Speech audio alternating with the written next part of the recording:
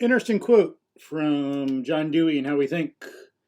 I'll read this little passage, and of course I'll put a link, maybe some extras in the description field, and a link in the description field as well. But putting it in my context, not in his context, but he's doesn't have a good epistemology, metaphysics, nature of man. He's using some ideas that are in the culture and they're already there. That's why some people agree with him, but influenced by Immanuel Kant, has some bad German influences in him. That's other discussion, other day.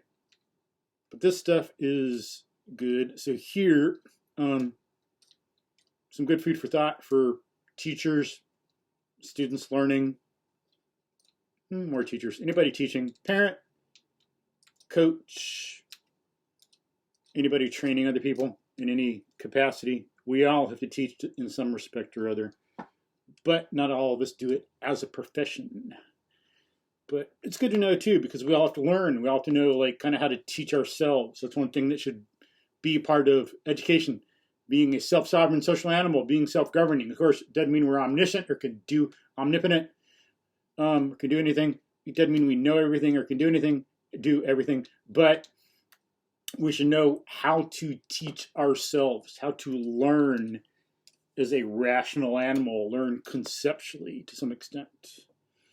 So it's for all of us. So here, John Dewey, How We Think, Chapter 15, The Recitation and the Training of Thought, copyright 1909, or published 1909.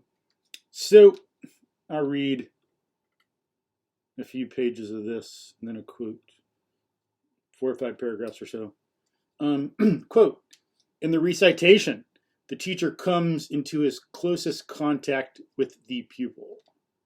In the recitation, focus the possibilities of guiding children's activities, influencing their language habits, and directing their observations. In discussing the significance of the recitation as an instrumentality of education, we are accordingly bringing to a head the points considered in the last 3 chapters, rather than introducing a new topic. The method in which the recitation is carried on is a crucial test of a teacher's skill in diagnosing the intellectual state of his pupils and in supplying the conditions that will arouse serviceable mental responses. In short, of his art as a teacher. The use of the word recitation to designate the period of most intimate intellectual contact of teacher with pupil and pupil with pupil is a fateful fact. To recite is to cite again, to repeat, to tell over and over. If we were to call this period reiteration, the designation would hardly bring out more clearly than does the word recitation. The complete domination of instruction by rehearsing of secondhand information, by memorizing for the sake of producing correct replies at the proper time. Everything that is said in this chapter is insignificant in comparison with the primary truth that the recitation is a place and time for stimulating and directing reflection, and that reproducing memorized matter is only an incident, even though an indispensable incident, in the process of cultivating a thoughtful attitude. Unquote. And if I remember, I'll have to put some stuff about the use of repetition in some cases. Very important. Very important for grasping something, remembering, paying attention, learning. Okay. Maybe I better go here so I have a reminder to myself. It's some good stuff about some article I found that I give to students about repeating something and how to use it and how it's important. And some lectures of Steve Jobs, presentations, where he uses it.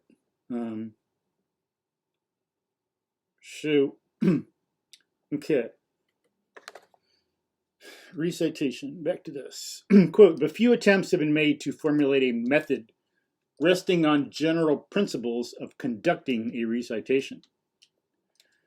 One of these is of great importance and has probably had more and better influence upon the hearing of lessons than all others put together, namely, the analysis by Herbart of a recitation into 5 successive steps, unquote. I don't know who Herbart is.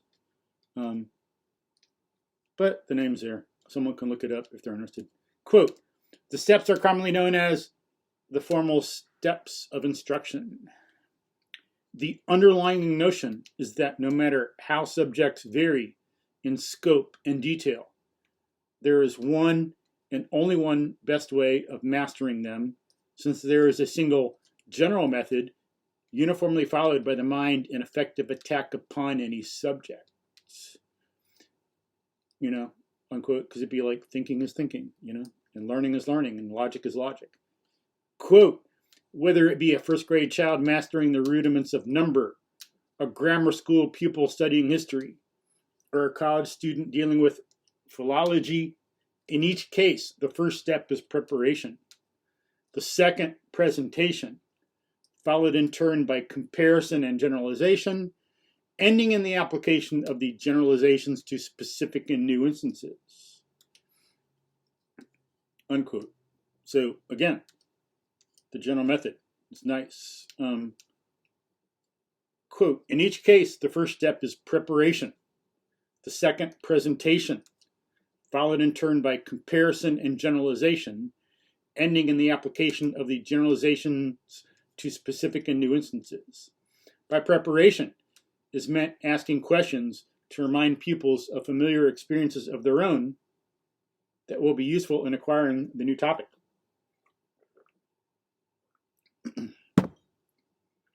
Unquote. And of course, processing a little bit, not just popping off questions. Quote, what one already knows supplies the means with which we apprehends the unknown, which one apprehends the unknown. Hence, the process of learning the new will be made easier if related ideas in the pupil's mind are aroused to activity, are brought to the foreground of consciousness. When pupils take up the study of rivers, they are first questioned about streams or brooks with which they are already acquainted. If they have never seen any, they may be asked about water running in gutters.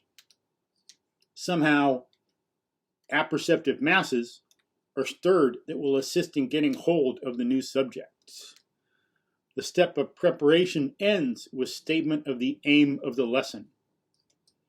Old knowledge having been made active, new material is then presented to the pupils. Unquote. Sorry, my contacts got blurry. Quote, pictures and relief models of rivers are shown. Vivid oral descriptions are given. If possible, the children are taken to see an actual river. These 2 steps terminate the acquisition of particular facts. The next 2 steps are directed toward getting a general principle or conception. The local river is compared with, perhaps, the Amazon, the St. Lawrence, the Rhine. By this comparison, accidental and unessential features are eliminated and the river concept is formed. The elements involved in the river meaning are gathered together and formulated. This done, the resulting principle is fixed in mind and is clarified by being applied to other streams, say to the Thames, the Po, the Connecticut. Unquote. So this is the process of abstraction that Aristotle identified and formulated first. I think he was the one that coined the concept abstraction. Coined and formed.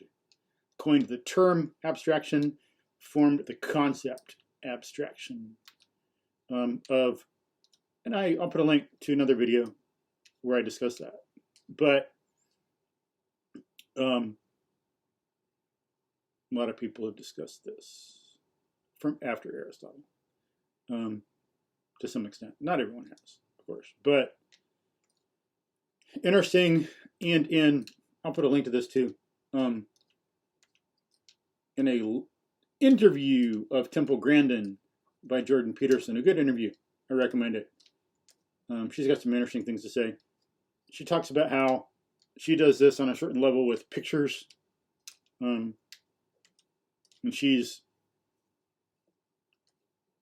I wish Peterson would have been more interested in philosophy to like dig into some of this with her about epistemology and logic, and because she started talking about some specific examples and he never let her talk about it, and it didn't seem like he's really interested. It's not his interest. And I'm like, they're being interested in logic and epistemology and how we think and how it relates to life and all that. This is great. We're digging into something that matters. We're going to see how she's thinking and how she's describing it. She's talking about abstraction. And then they don't finish. She goes on to something else. He cuts her off. Hurts my heart, man. But, you know, there's different contexts, different interests, stuff like that. But, interesting. Very important.